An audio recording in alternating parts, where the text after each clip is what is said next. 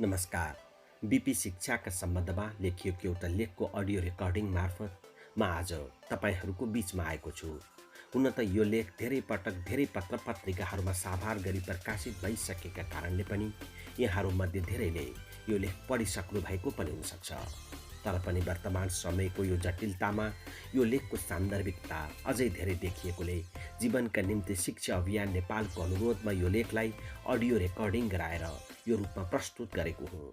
BP Koirala Nepali राजनीति र नेपाली साहित्यमा परिचय दिइरहनुपर्ने नाम होइन। यही परिचयभित्र बिपीलाई धेरै पढिएको छ र लेखिएको पनि छ। राजनीतिज्ञ बिपी कोइराला र साहित्यकार विश्वेश्वर प्रसाद कोइरालाका बारेमा प्रशस्त लेखिँदा र पढिँदा पनि बहुआयामिक व्यक्तित्वका धनी बिपी कोइरालाको शिक्षाप्रतिको अवधारणालाई प्राथमिकतामा राखेर कहीँ कतै पनि चर्चा र बहसहरू भएका छैनन् र यसको आवश्यकताको महसुस पनि गरिएको छैन।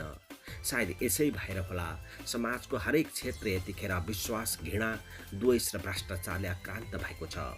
सामाजिक अव्यवस्थाको व्यवस्थापन कडा दण्ड सजायको प्रयोगबाट मात्रै गर्न सकिन्छ भन्ने कमजोर मानसिकताबाट गुज्रिरहेको हाम्रो समाजलाई बिपी शिक्षाका बारेमा बुझाउन र मनन गराउन सकिएमा बिपीको सुन्दर समाज निर्माणको परिकल्पनाले सार्थकता पाउन सक्दथ्यो कि भन्ने प्रशस्त विश्वास बोकेर जीवनका निम्ति शिक्षा अभियान बिपी शिक्षा नामक यो लेख लिएर तपाईहरूको बीचमा आएको हो। यो लेखमा व्यक्त विचारहरूसँग सबै सहमत हुनुपर्छ भन्ने पनि छैन। तर यहाँ व्यक्त विचारहरूको बारेमा सहमत हुनेहरूबाट भने बिपी विचारलाई के कसरी समाज, विद्यालय र विश्वविद्यालयमा पुर्याउन सकिन्छ र एउटा सभ्य र सुसंस्कृत समाज निर्माणका लागि बिपी शिक्षालाई कसरी प्रयोग गर्न सकिन्छ भन्ने सम्बन्धमा महत्त्वपूर्ण सुझावको अपेक्षा भने गरिएको छ। बिपी शिक्षाभित्र जीवन्त रहेको शैक्षिक विचारहरूमध्ये मानिस ठुलो होइन, असल हुनुपर्छ भन्ने विचार मानव सभ्यतालाई सही दिशामा डोर्याउने उत्कृष्ट विचारहरूको कोटीमा पर्छ भन्ने मलाई लाग्छ। हुन त मेरो यो विचार कुनै सामाजिक शैक्षिक अनुसन्धानबाट निस्किएको निष्कर्ष भने होइन।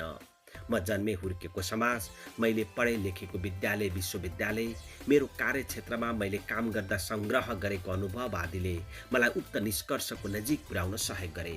यिनी स्रोतहरूको जगमा उभिएर निकालिएको उक्त निष्कर्षले बिपी शिक्षालाई एउटा अभियानको रूपमा अगाडि बढाउनु पर्ने आवश्यकताको बोध गरायो। मानिस ठुलो होइन, असल बन्नुपर्छ भन्ने बिपीको यो विचारलाई हामीले गणित र विज्ञानको सूत्रको रूपमा त घोक्यौँ, तर यसको मर्मभित्र पसेर सोही अनुसार शिक्षा नीति तथा कार्यक्रमहरू निर्माण गर्न भने सकेनौँ। ठुलो मानिस र असल मानिसको परिभाषा र यसको मर्मलाई नेपाली मनहरूभित्र पुर्याउन नसक्नु नै नेपालको शिक्षा प्रणालीको सबैभन्दा ठुलो कमजोरी रह्यो। हाम्रो शिक्षा व्यवस्था मानिसलाई असल होइन, ठुलो बनाउने कुरामा केन्द्रित रह्यो। हामीहरू सबै यसैको वरिपरि घुमिरह्यौँ र यसैमा गर्व गरिरह्यौँ। मानिसलाई ठुलो बनाउने शिक्षाको केन्द्रभित्र मात्रै घुमिरहँदा बिपीको असल मान्छे थाहा नपाइकन मर्यो। जहाँको शिक्षा व्यवस्थाभित्र असल मान्छे हुर्कन नपाइकन मर्दछ, त्यस्तो समाजभित्र मित्रता, सद्भाव, सहिष्णुता, शान्ति र विवेक स्वाभाविक रूपमा हराउँदो रहेछ। मानिसलाई असल बनाउन असल बन्ने शिक्षा दिनुपर्छ। शिक्षा र यसको औचित्य भन्ने पुस्तकमा जे कृष्णमूर्ति भन्नुहुन्छ, असल शिक्षा भनेको प्रेमको शिक्षा हो, हृदयको शिक्षा हो र विवेक जागृत गराउने शिक्षा हो। अरूको भन्दा धेरै अङ्क ल्याउने, अरूको भन्दा ठुलो पद प्राप्त गर्ने, अरूको भन्दा धेरै पैसा कमाउने, अरूको भन्दा ठुलो घर बनाउने र समग्रमा अरूलाई कुनै पनि तरहले पछाडि पार्दै अगाडि बढ्ने शिक्षा हामीले दिएको ठुलो हुने शिक्षा हो। हामीले दिएको विद्यालय र विश्वविद्यालयको शिक्षा यही हो। यही शिक्षाको प्रभाव गर्भदानका निम्ति वीर्यदान गरिरहेका पिता र वीर्य ग्रहण गरिरहेकी आमालाई पनि परेको छ। धेरै पैसा कमाउन सक्ने, ठुलो पद प्राप्त गर्न सक्ने र अरूलाई उछिन्न सक्ने सन्तानको मनोभावना बोकेर वीर्यदान गर्ने र ग्रहण गर्ने काम भएको छ। कसैले पनि असल सन्तानको जन्मको रहर बोकेर गर्भदान गरेको पाइँदैन। गर्भाशयभित्र बच्चा हुर्काइरहेकी आमाको प्रत्येक श्वास प्रश्वास आफूले जन्माएको बच्चालाई अरूभन्दा ठुलो बनाउने चाहनासँग घोलिएको छ। जेनेटिक इन्जिनियरिङमा गरिएका अनुसन्धानका प्रतिवेदनहरूले के देखाएका छन् भने बच्चा गर्भमा छँदा आमाले रोपेको बिउ नै आजका बालकको स्वभावका रूपमा विकास भएको हुन्छ। बच्चा गर्भमा रहेको बेलामा मात्रै होइन, वीर्य लिँदा र दिँदाको समयमा दम्पतिले के सोच्दछन्, महसुस गर्दछन् वा भोग्दछन्, त्यसको असर जन्मिने बालकमा पर्दछ। स्वामी विवेकानन्द भन्नुहुन्छ, जसरी एउटा बीजभित्र वृक्षका हाँगा, जरा, पात, फूल, फल सबै अप्रकट अवस्थामा छिपेर रहेका हुन्छन्, ठिक त्यसरी नै मानिसको सम्पूर्ण व्यक्तित्व गर्भमा रहेको शिशुमा छिपेर रहेको हुन्छ। यिनै सन्दर्भहरूसँग मेल खाने गरी शिक्षाको औचित्य भन्ने पुस्तकमा जे कृष्णमूर्तिले एउटा अत्यन्त सान्दर्भिक प्रसङ्ग उठाउनु भएको छ। उहाँ भन्नुहुन्छ, एउटा अनौठो कुरा के छ भने डाक्टर इन्जिनियर हुनका लागि व्यक्तिलाई ठुलो र कठिन प्रशिक्षणबाट गुज्रिनु पर्दछ, जबकि माता पिता बन्ने र मानिस बनाउने जस्तो अति महत्त्वपूर्ण कामका लागि कुनै प्रकारको शिक्षा वा प्रशिक्षण दिने गरिँदैन। यसबाट के देखिन्छ भने एउटा असल मानिस बनाउने आधार बच्चा धरतीमा जन्मिएपछि मात्रै होइन, गर्भधानसँगै प्रारम्भ हुँदो रहेछ। जीवन निर्माणको यो महत्त्वपूर्ण पाटोको बारेमा हामीले कहिले पनि सोचेनौँ र बहस गरेनौँ। अब के गर्न सकिन्छ होला? कि हामी केही गर्नै नसक्ने गरी थला परिसकेका छौँ? कि हामी असल मानिस निर्माणको जग भत्काएर सभ्य समाजको निर्माण गर्न सक्दछौँ? गर्भदानको समयदेखि अरूप्रति घृणा, प्रतिस्पर्धा र द्वेषको मनोभावना लिएर हुर्किएको मानिस नै भोलि देशको नीति निर्माणको तहमा पुग्दा उक्त व्यक्तिबाट बन्ने नीति तथा कार्यक्रममा शान्ति, सद्भाव, सहिष्णुता र हार्दिकता भेटाउन सकिएला। यदि उक्त व्यक्तिहरूबाट सामाजिक तथा शैक्षिक नीतिहरू बनिहाले भने पनि के त्यसको प्रभावकारी कार्यान्वयन सम्भव होला? त्यसमा पनि बीपीको प्रजातान्त्रिक समाजवादी अर्थव्यवस्थामा आर्थिक समानताको पाटो विवेकपूर्ण वितरणमा आधारित छ। कि हाम्रो देशको वर्तमान शिक्षा प्रणाली विवेक जागृत गराएर विवेकपूर्ण वितरणमा आधारित समाजवादी समाज निर्माण गर्न उद्यत छ? यस्ता प्रश्नहरू हुन् जसको उत्तर मस्तिष्कबाट होइन, हृदयबाट खोज्न जरुरी छ। तर विडम्बना हाम्रो शिक्षा विवेक र हृदयको विकास होइन, मस्तिष्कको विकास गर्नमा मात्र केन्द्रित रहेको छ। मस्तिष्क ठुलो हुने कुरासँग र हृदय असल हुने कुरासँग सम्बन्धित छ भन्ने शाश्वत कुरालाई हामीले बुझ्न नसकेका कारण बीपीले कल्पना गरेको असल मानिसलाई पहिचान गरेर हामी अगाडि बढ्न सकेका छैनौँ। यसलाई कसले बुझ्ने र कसरी बुझाउने? यो नै हाम्रो अगाडिको अर्को सबैभन्दा ठुलो चुनौती हो। यदि ठुलो मानिस र असल मानिसको विभेदलाई हामीले बुझ्न र बुझाउन सकिएको भए हाम्रो सामाजिक अवस्था यति धेरै जीर्ण र कमजोर भएर लथालिङ्ग हुने थिएन। असल मानिस निर्माण गर्ने शिक्षाले कुनै परीक्षामा कति प्रतिशत विद्यार्थी उत्तीर्ण वा अनुत्तीर्ण भए वा कसले कति अङ्क ल्याए भन्ने कुरा मात्रै खोज्दैन। परीक्षा उत्तीर्ण वा अनुत्तीर्ण भएपछिका दिनहरूमा उनीहरू कहाँ छन्, के गरिरहेका छन्, जीवनका बारेमा उनीहरूले के सोचिरहेका छन्, उनीहरूको समाजप्रतिको व्यवहार, उत्तरदायित्व र दृष्टिकोण के छ भनेर पनि खोज्ने थियो। विद्यालय वा विश्वविद्यालयबाट बाहिरिएका विद्यार्थीहरूभित्र असल मानिसको चरित्रको रेखाचित्र कस्तो छ भनेर पढ्ने थियो र सोही अनुसार समाज विकासका योजनाहरू निर्माण गर्ने थियो। तर यस्तो हुन सकिरहेको छैन, किनकि हामी ठुलो हुने प्रतिस्पर्धाको शिक्षाबाट अन्धा भएका छौँ। हाम्रा बाहिरी आँखाहरू सङ्ग्ला भए पनि भित्री आँखाहरू विकृत भएका छन्। भित्री आँखाहरूको शल्यक्रिया गरेर निको पार्ने प्रविधि आधुनिक विज्ञानसँग नभएकोले समस्या जटिल भएको छ। यसरी नै अन्धो शिक्षा दिएर अन्धा मानिसहरूको विकास गरिरहने हो भने ठुला मानिसहरूको मस्तिष्क र हातबाट लिटल बोय र फ्याट म्यानहरू बनिरहनेछन् र फेरि पनि हिरोसिमा र नागासाकीहरूमा बीपीका असल मानिसहरू मरिरहनेछन्। अब यसबारे सोच्न, छलफल गर्न र बहस चलाउन ढिला भइसकेको छ। जे कृष्णमूर्ति भन्नुहुन्छ, अहिले हाम्रो शिक्षा व्यवस्थाभित्र कुनै विशेष प्रविधि वा व्यवसाय र अरूले अतीतमा विकास गरिदिएको सिद्धान्त घोक्नु र जान्नु बाहेक शिक्षाको अत्यन्त थोरै अर्थ रहेको छ। जहाँको शिक्षा व्यवस्थाभित्र शिक्षाको अर्थ अत्यन्त थोरै हुने गरी शिक्षाको नीति तथा कार्यक्रमहरू निर्माण गरिन्छ र लागू गरिन्छ, त्यस्तो समाजमा प्राविधिक र औद्योगिक विकाससँगै मानव सभ्यता विनाशतर्फ अग्रसर हुँदो रहेछ। यसैले अब हाम्रो शिक्षा प्रणालीमा विवेकजन्य गहिरो मनोवैज्ञानिक विद्रोह आवश्यक छ। यदि अब हामीले शिक्षामा मनोवैज्ञानिक विद्रोह नगर्ने हो भने हामीले अवलम्बन गरेको शिक्षाले हामीलाई धेरै धन सम्पत्ति कमाएर भोग विलास गर्ने सामर्थ्य त देला, तर बीपीको असल मानिस दिन सक्दैन। विवेकजन्य विद्रोह भनेको मौजुदा शिक्षा व्यवस्थालाई पूर्ण रूपले उल्टो बनाउने हो। यसका लागि हामी आफ्नो विचार र भावहरूप्रति अत्यन्त जागरुक हुन आवश्यक छ। मानिसलाई पहिला ठुलो मानिस बनाएर असल बनाउने कि पहिला असल मानिस बनाएर ठुलो मानिस बनाउने? हामीले गम्भीर भएर विचार गर्नुपर्ने विषय यही हो। हामीले ठुलो मानिसभित्रबाट असल मानिस खोज्ने प्रयास गर्यौँ। हाम्रो यहीँनेर गल्ती भएको रहेछ। अरूले निर्माण गरिदिएका सूचना, तथ्याङ्क, प्रविधि र सिद्धान्तहरू मात्र पढेर र घोकेर परीक्षा उत्तीर्ण गरेका विद्वान र प्राविधिकहरू भौतिक वैभव र पद प्राप्तिपछि अत्यन्त यान्त्रिक, नीरस र जटिल हुँदा रहेछन्। यस्ता मानिसहरूभित्र प्रेम र विवेकको फूल फुलाएर असल बनाउन सकिँदो रहेनछ भन्ने कुरा हामीले बुझ्नै पर्छ।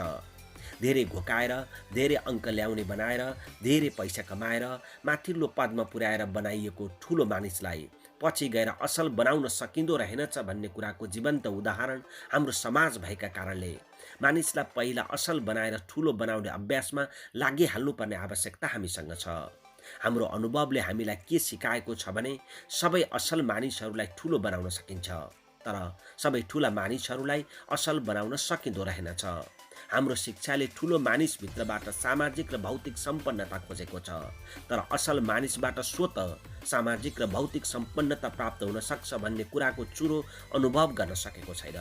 यसैले अल्मलिएको र बाटो बिराएको हाम्रो शिक्षा व्यवस्थाभित्र अब एक खालको मनोवैज्ञानिक क्रान्ति आवश्यक भएको हो। भनिन्छ धेरै बोलेर थोरै सन्देश दिनुभन्दा थोरै बोलेर धेरै सन्देश दिनु बुद्धिमानी हुन्छ। तर मानिस ठुलो होइन, असल बन्नुपर्छ भन्ने बिपीको यो थोरै बोलाइभित्रको व्यापकता न त नेपाली शिक्षाविद र शिक्षा व्यवस्थाले बुझ्न सक्यो, न त राजनीतिक नेता तथा कार्यकर्ताहरूले। जेनेटिक इन्जिनियरिङले गरेको अध्ययनको प्रतिवेदन, स्वामी विवेकानन्द र जे कृष्णमूर्तिको विचार जस्तै असल मानिसको निर्माण जटिल कानुनी दण्ड व्यवस्था र अर्काले निर्माण गरिदिएको सिद्धान्त र ज्ञानभित्र होइन, गर्भावस्थादेखि नै मानिसमा विकास हुने सोच, प्रवृत्ति र ज्ञानका आधारमा मात्रै हुन्छ भन्ने वास्तविकताको गहिराई बुझ्ने र बुझाउने जिम्मा सायद बिपी कोइरालाले हामीलाई छोडिदिनुभयो। नेपाली साहित्यमा यौन मनोविज्ञानलाई प्रवेश गराउन हिम्मत गर्ने बिपी कोइरालाले असल मानिस निर्माण सम्भोगको पूर्व तयारी गर्ने उत्कृष्ट वातावरण, त्यसप्रतिको सजगता र त्यसपछि पनि दम्पतिका बीचमा पैदा हुने मनोभावना र व्यवहार आदिमा निर्भर रहन्छ भन्ने कुरा बुझ्नु भएको थिएन भनेर हामीले बुझ्यौँ भने सायद उहाँप्रति अन्याय हुनेछ।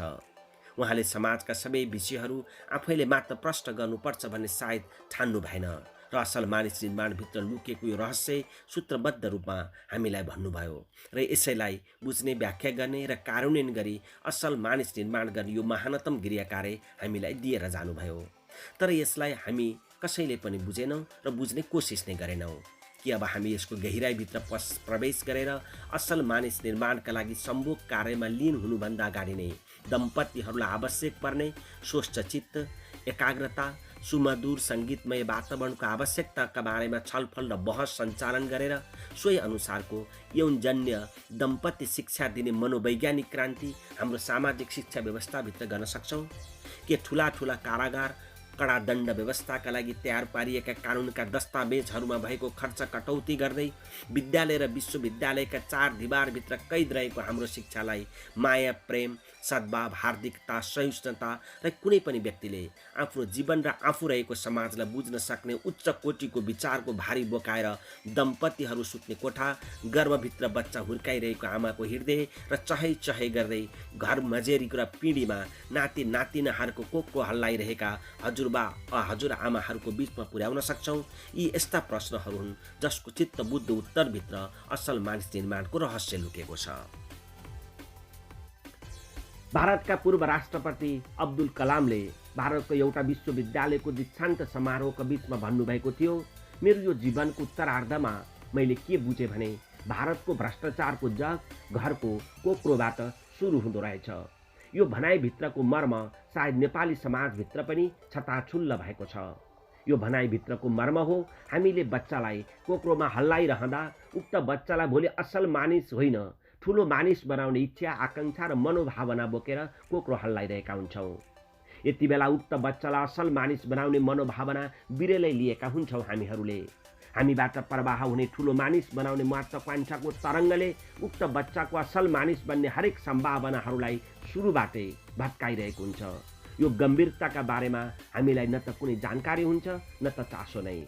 यसबाट पनि बिपीको यो असल मानिस निर्माणको यो अभियान कहाँनिर हराएको छ भनेर हामीले स्पष्टसँग बुझ्न सक्छौँ। चीनका विश्व प्रसिद्ध दार्शनिक लाओ त्सेले एकपटक आफ्ना अनुयायीहरूलाई प्रवचन दिने क्रममा भन्नुभएको थियो, मैले आजसम्म कहिल्यै पनि संसारका कुनै पनि व्यक्तिसँग हारेको छैन। यस कुरालाई उहाँका अनुयायीहरूले अनौठो मान्दै सोधे के यो सम्भव छ? लाओत्सेले भन्नुभयो, हो यो सम्भव छ, किनभने मैले आजसम्म आफूलाई भन्दा अरूलाई कहिल्यै पनि जित्ने कोसिस नै गरेको छैन।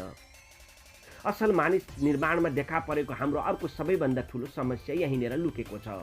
हाम्रो शिक्षा व्यवस्थाले कहिले पनि हामीलाई आफूभन्दा राम्रो हुन सिकाएन। हाम्रो शिक्षाले हामीलाई जहिले पनि अरूभन्दा ठुलो हुने मात्रै सिकायो। हामीलाई आफूलाई होइन अरूलाई जित्न सिकायो।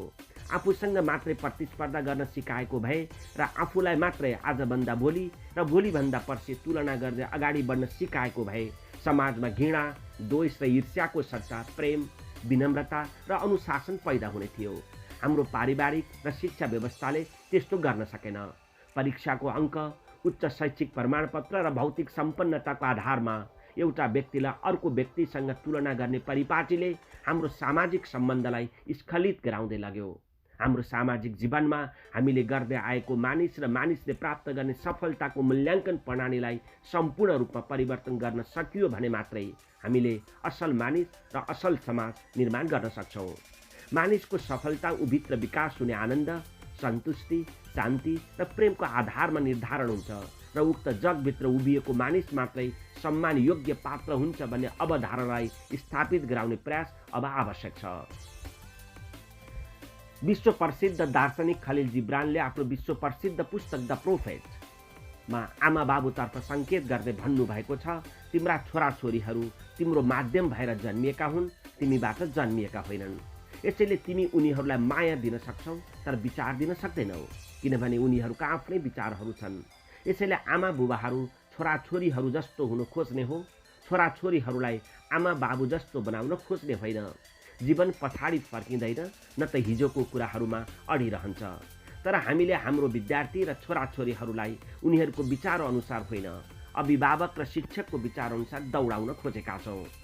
धेरै पैसा र ठुलो पद प्राप्तिको हाम्रो महत्त्वाकांक्षाले हामीले आफ्ना छोराछोरीको रुचि र क्षमतालाई नबुझिकनै हामीले हाम्रा छोराछोरीहरू जेका निम्ति जन्मिएका होइनन् त्यो बनाउन खोजेका छौँ। यसले गर्दा बाबु आमा र छोराछोरीको बीचमा र शिक्षक र विद्यार्थीहरूको बीचमा एउटा ठुलो असन्तुष्टि जन्मिएको छ। शिक्षामा क्रान्ति भन्ने पुस्तकमा ओशो भन्नुहुन्छ, जबसम्म कुनै पनि देशमा शिक्षा व्यवस्थाले पैसा कमाउनु, मान र पद कमाउने कुरालाई मात्र केन्द्रमा राखेर विद्यार्थीहरूलाई अहङ्कार, ईर्ष्या र प्रतिस्पर्धाको वातावरणमा शिक्षित गर्ने शिक्षा प्रणाली अँगालिरहन्छ, तबसम्म समाजमा असत्य, बेइमानी र चोरी भइ नै रहन्छ। हामीले शिक्षा मार्फत भय, प्रलोभन, ईर्ष्या र प्रतिस्पर्धा सिकायौँ, प्रेम सिकाएनौँ। जबसम्म हामीले शिक्षा मार्फत प्रेम र विनम्रता सिकाउँदैनौँ र हरेक व्यक्तिको अनुपयता र अद्वितीयतालाई सम्मान गर्दैनौँ, तबसम्म समाजमा प्रतियोगिता चलिरहन्छ, प्रतिस्पर्धा भइरहन्छ, मारकाट, हिंसा र बेइमानी चलिरहन्छ। हाम्रो वर्तमान नेपाली समाज र माथिका विचारहरूको अध्ययनबाट के देखिन्छ भने बीपीको असल मानिस निर्माणको जग हाम्रो शिक्षा व्यवस्था र यसले निर्माण गरेको हाम्रो विचार, प्रवृत्ति र सोचका कारण भत्ताभुङ्ग भएको छ। जगैदेखि भत्किएको सामाजिक शैक्षिक अवस्थाको सुधार सानो र एकल प्रयासले मात्रै सम्भव हुने विषय पनि होइन। यसैले बीपीको असल मानिस निर्माणको प्रक्रियालाई पूर्ण गरेर मात्रै हामीले परिकल्पना गरेको असल र समृद्ध समाज निर्माण गर्न सक्छौँ। यसैले बीपी र बीपीको असल मानिस निर्माणको विचारलाई हामीले कुनै पार्टी विशेषको सम्पत्ति बनाएर हेर्नु हुँदैन। यसलाई साझा सम्पत्ति बनाएर हेर्ने र त्यसलाई सम्मान गर्दै अगाडि हिँड्ने सामाजिक संस्कार र सुझबुझ देखाउनु पर्ने हुन्छ। परीक्षामा प्राप्त गर्ने अङ्क, विद्यालय र विश्वविद्यालयका प्रमाणपत्र, मान, पद, पैसा र प्रतिष्ठा प्राप्तिको शिक्षाले असल मानिस निर्माण हुन सक्दो रहेनछ। अब हामीले दिने शिक्षा जीवनका निम्ति शिक्षा हुनुपर्छ। जीवनको शिक्षा मार्फत मात्र विद्यार्थीले जीवन के हो, जीवन केका निम्ति हो, हामीले जीवनबाट के खोजिरहेका छौँ आदि भन्ने कुरा सिकाउँछ। हाम्रो वर्तमान शिक्षा व्यवस्थाभित्र न त व्यक्तिले जीवन बुझ्न सके, न त व्यक्तिलाई जीवन बुझाउन सकियो। सिङ्गो जीवनका बारेमा बुझ्दै नबुझिकन शिक्षा लिने र दिने गर्दा समाज अस्तव्यस्त भएको हो र असल मानिस हराएको हो। जीवनको शिक्षाले मात्रै व्यक्तिलाई उत्साह, आत्मविश्वास, प्रेम, शान्ति र आनन्द दिन्छ। जीवनको शिक्षाले मात्रै कुनै पनि व्यक्तिको जीवनको प्रमुख लक्ष्य भनेको शान्ति र आनन्द हो भन्ने कुरा सिकाउँछ। मान, पद, पैसा र भौतिक सम्पन्नताले सुख दिन सक्छ, तर शान्ति र आनन्द दिन सक्दैन भनेर सिकाउने शिक्षा जीवनका निम्ति शिक्षा हो। जीवनका निम्ति शिक्षा दिन सकियो भने मात्रै हामीले बीपीको असल मानिस निर्माण गर्न सक्छौँ। हामीले प्रत्येक वर्ष विद्यालय र विश्वविद्यालयको सङ्ख्या, शिक्षक र प्राध्यापकहरूको सङ्ख्या, मन्दिर, गुम्बा, मस्जिद र चर्चहरूको सङ्ख्या, अदालत र न्यायाधीशहरूको सङ्ख्या, जेल र कारागारहरूको सङ्ख्या, प्रकाशित हुने पुस्तकहरूको सङ्ख्या बढाए पनि हामीले असल मानिस निर्माण गर्न सकेनौँ। हाम्रो वर्तमान शिक्षा व्यवस्थाले समाजमा हत्या, आतंक, बलात्कार, गुण्डागर्दी र भ्रष्टाचार बढायो। यसैले हामी सबै मिलेर बीपीको असल मानिस निर्माणको खाका तयार पारौँ। यसलाई राष्ट्रिय बहसको विषय बनाऊ।